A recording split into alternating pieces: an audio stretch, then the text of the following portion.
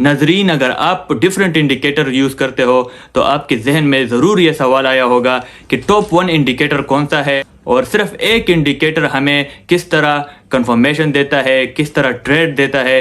यानी कि 100 इंडिकेटर में टॉप 1 इंडिकेटर अगर हमें मालूम करना हो तो हम किस तरह मालूम करें और किस तरह उस इंडिकेटर को समझे और किस तरह उस इंडिकेटर को यूज़ करें। तो ये वीडियो आप लोगों के लिए है। तो चलती है इस इंडिकेटर को फुली डिटेल से समझते हैं। बिस्मिल्लाहिर्रहमानिर्रहीम। आपके अपने चैनल बहोरी ट्रेडर पर आपको हम खुशामदीद कहते हैं। मैं हूँ आतिफ रहमान। बड़ा प्राइम लेवल का कंटेंट आप लोगों के साथ शेयर कर रहा हूँ और इतना आसान करके शेयर कर रहा हूँ कि एक बार ये वीडियो पूरी देखने के बाद आपको किसी दूसरी वीडियो को देखने की ज़रूरत नहीं पड़ेगी। सबसे पहले हम tradingview.com गूगल क्रोम में सर्च करते हैं। सर्च करने के बाद हम कोई भी करेंसी चूज़ कर सकते हैं, लेकिन मैं यहाँ पर BTC USD पर चूज़ कर रहा हूँ और इसी पर अप्लाई करूँगा। इंडिकेटर पर क्लिक करता हूँ। क्लिक करने के बाद मैं यहाँ पर इचिमोकू क्लाउड लिखूँगा, यानी ICHIMOKU और क्लाउड, यही इंडिकेटर है। इस पर क्लिक करूँगा। क्लिक करने के बाद मेरे पास इस तरह इंटरफेस शो हो रहा है। इसे देखकर आपको ये बहुत मुश्किल लग रहा होगा, लेकिन ये बिल्कुल आसान कर दूँगा आपके लिए। इसमें डिफरेंट लाइंस है, हम इसको समझते हैं। पहले लीडिंग स्पिन ए जो क्लाउड होता है वो हमारे पास लीडिंग स्पिन ए और लीडिंग स्पिन बी के दरमियान होता है। जो हमारे पास ब्लू लाइन है इसे हम कन्वर्जन लाइन कहते हैं। जो हमारे पास रेड लाइन है इसे हम बेस लाइन कहते हैं और जो हमारे पास ग्रीन लाइन है इसे हम लेगिंग स्पिन कहते हैं। क्योंकि ये जापानीज़ इंडिकेटर है, हम जापानीज़ नाम भी इसकी सीखते हैं। लेगिंग स्पिन को हम चिकू स्पिन कहते हैं, कन्वर्जन लाइन को हम टेकन लाइन कहते हैं और कुजन लाइन को हम बेस लाइन कहते हैं और सिनुकू स्पिन ए हम लीडिंग स्पिन ए को कहते हैं और सिनुकू स्पिन बी हम लीडिंग स्पिन बी को कहते हैं। ये क्लाउड आप देख सकते हो, अगर ये ग्रीन हो तो हमें बुलिश इंडिकेशन देता है, अगर रेड हो तो हमें बेरिश इंडिकेशन देता है। ये बिल्कुल सिंपल हो गई, ये तो आप समझ गए होंगे। अब हम लाइंस की बात करते हैं।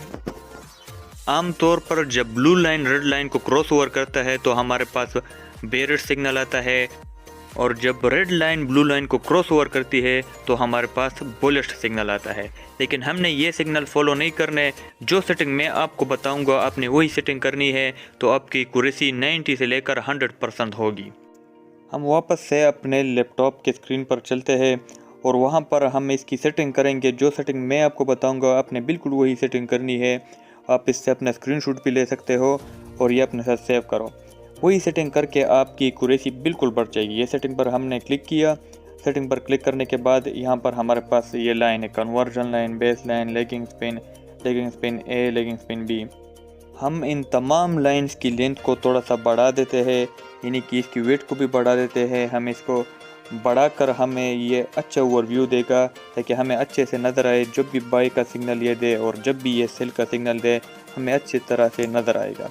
तो मैं सबकी लेंथ को डबल कर देता हूँ। जो हमारे पास बिल्कुल सिंगल था, अब मैंने सबको डबल कर दिया है। डबल करने के बाद मैं ओके पर क्लिक करता हूँ और उसके बाद क्लिक करने के बाद मेरे पास इस तरह इंटरफेस हो रहा है। अब ये बिल्कुल क्लियर हो गया, वाज़े हो गया। इसमें हमारे पास जो क्लाउड है, क्लाउड हमें सपोर्ट और रेजिस्टेंस की भी इंडिकेशन देता है। अगर कैंडल्स क्लाउड के ऊपर है तो क्लाउड हमारे पास सपोर्ट का काम करता है, अगर कैंडल्स क्लाउड के नीचे है तो क्लाउड हमारे पास रेजिस्टेंस का काम करता है। और जो ग्रीन लाइन है ये हमारे पास 26 डेज़ पास्ट के, जो हमारे पास 26 डेज़ है उसकी मूविंग एवरेज हमें इंडिकेट करता है। आप देख सकते हैं जब भी ब्लू लाइन ने रेड लाइन को क्रॉस ओवर किया है ये अप गया है और जब भी ब्लू लाइन यानी रेड लाइन ने ब्लू लाइन को क्रॉस ओवर किया है तो डाउन गया है। अभी इचिमोकू क्लाउड की मदद से हमें स्ट्रॉन्ग बाई सिग्नल कब मिलता है और स्ट्रॉन्ग सेल सिग्नल कब मिलता है। स्ट्रॉन्ग बाई सिग्नल के लिए हमें पहले क्रॉस ओवर अबाव क्लाउड होना चाहिए, यानी कि जब ब्लू लाइन रेड लाइन को क्रॉस ओवर करे तो हमारे पास क्लाउड के अबाव होना चाहिए। दूसरी इंडिकेशन हमें ये देता है कि जो हमारे पास स्पिन लाइन है, यानी कि जो हमारे पास ग्रीन लाइन है, ये भी क्लाउड के अबाव होना चाहिए। जो हमारे पास 26 डेज मूविंग एवरेज को इंडिकेट कर रहा था वो भी क्लाउड के अबाव होना चाहिए।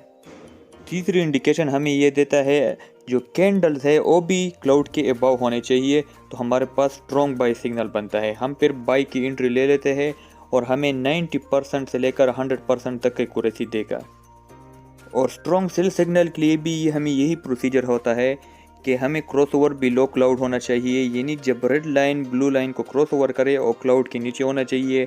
दूसरे नंबर पर है जो लेगिंग स्पिन है हमारे पास ग्रीन लाइन, ये भी बिलो क्लाउड होना चाहिए। और जो तीसरे नंबर पर हमारे पास आता है वो है जो कैंडल्स है, ये भी क्लाउड के बिलो होना चाहिए। जब ये 3 कंफर्मेशन हमें मिल जाते हैं तो हम सेल का सिग्नल लगा सकते हैं या अपने स्टॉक को बेच सकते हैं या क्रिप्टो को बेच सकते हैं। अब हमने एंट्री तो ले ली, अब हम एग्जिट कब करेंगे वो भी मैं आपको अभी समझाता हूँ।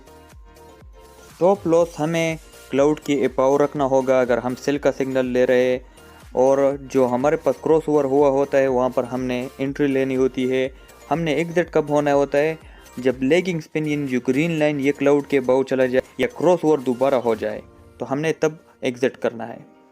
एक बार दोबारा बता दूँ, स्टॉप लॉस अबाव क्लाउड, और जो हमारे पास एंट्री होती है और क्रॉस ओवर पे होती है, और जो हमारे पास टारगेट पॉइंट होता है और जो ग्रीन लाइन है ये जब भी क्लाउड को क्रॉस करे या अबाव जाए तो हमें प्रॉफिट बुक करना चाहिए।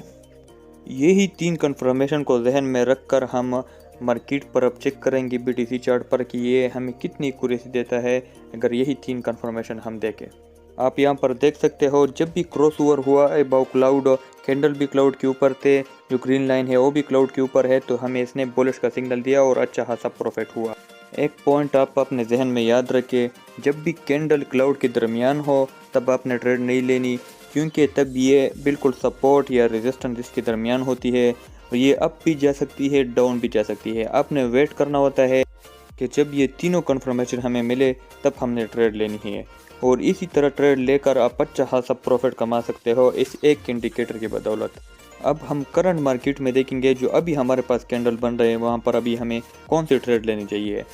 यहाँ पर हम देख सकते हैं कि रेड लाइन ने ब्लू लाइन को क्रॉस ओवर किया है, अब कैंडल भी बिल्कुल क्लाउड के नीचे आ गए हैं और ये लाइन भी बिल्कुल क्लाउड के नीचे आ गए हैं, और जो हमारे पास ग्रीन लाइन है ये अभी क्लाउड के नीचे नहीं आया। जब ये क्लाउड के नीचे आ जाए तब मैं डायरेक्ट एंट्री लूँगा और एग्जिट का वेट करूँगा, जब ये अच्छा खासा प्रॉफिट में फिर मैं क्लोज करूँगा। यही इस इंडिकेटर की खासियत है। आपने भी बिल्कुल इसी तरह ही आराम से सब्र करके इस इंडिकेटर में ट्रेड लेना होगा। आप किसी भी स्टॉक या करेंसी पर इस इंडिकेटर को अप्लाई कर सकते हो। अगर दिमाग में कोई सवाल है तो आप कमेंट सेक्शन में पूछ सकते हो। वीडियो को लाइक करके अपने दोस्तों के साथ शेयर करें। Thanks for watching.